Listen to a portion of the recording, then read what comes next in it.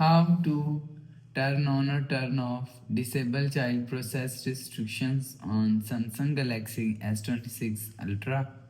So let's start the video. First of all, go to app library. Now here, so click on settings app.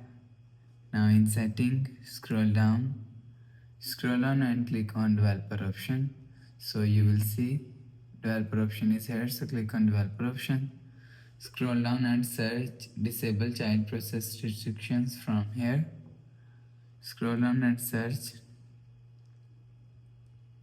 So after searching, you will see disable child process restriction is here. So if you want to turn on disable child process restriction, so turn on this button. You will see disable child process restriction is turn on. So if you want to turn off disable child process restriction, so turn off this button. You will see disable child process restriction is disabled.